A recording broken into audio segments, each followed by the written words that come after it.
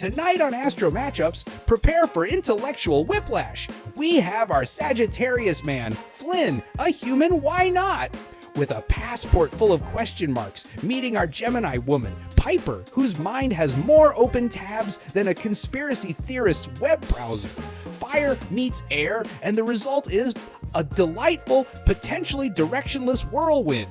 Will these two restless souls find a shared path, or just talk about 1,000 different paths until they forget where they started? Xander's ready. Popcorn is irrelevant. You'll be too busy trying to keep up. A 1960s cartography print. Interesting choice. Are you a historian, a dreamer, or just planning a very, very analog world tour? All of the above. Flynn? And you? Documenting the beautiful chaos of this place with a vintage lens? And they're off! No awkward silences here, just two mutable signs finding an instant rapport over dusty objects that represent their core natures, adventure and information. The intellectual spark has been lit. Which is why Plato's theory of forms is fundamentally flawed when you consider quantum entanglement.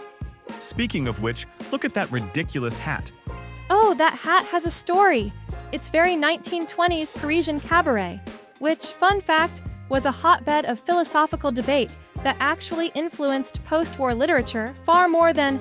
Literature. Exactly. Have you read the latest translation of… They were supposed to be heading for the food trucks. They have now covered Plato, quantum physics, and 1920s Paris in the span of 37 seconds. The date isn't a straight line. It's a beautiful, chaotic explosion of conversational fireworks. Okay, real question, Piper. Amidst all the philosophy and historical deep dives, are we actually on a date right now? Or did we just create the world's most entertaining two-person book club? That's an excellent question. The data is inconclusive. What are your parameters for a date? A moment of delightful meta-analysis. He asks for clarification on their social contract, and she responds by asking for his operational definitions. You can't make this stuff up. This is air and fire trying to label their own beautiful, unlabelable storm. Okay, that was the most Gemini answer possible, wasn't it? And mine was pure Sagittarius, evading the personal question with a bigger, more philosophical one. It's a miracle we ever finish a sentence. Finishing is boring. It's all about the journey. And that's the real connection. Not the topics, not the plans, but the shared recognition of their own wonderfully chaotic, non-linear minds.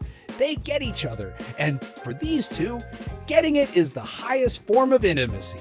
This was a lot, in the best way possible. We should do this again. Totally. Hey, we should go to Morocco sometime, or learn how to make artisanal kimchi, or both. Yes. Okay, perfect. Text me. Whenever. Let's definitely maybe do that.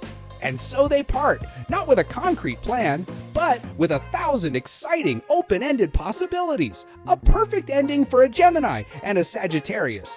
But can a relationship be built on a foundation of some time and maybe? Can this whirlwind of ideas ever land long enough to build a home? You tell me. Love, or just a lifelong fascinating conversation? Drop your theories, tangents, and book recommendations below.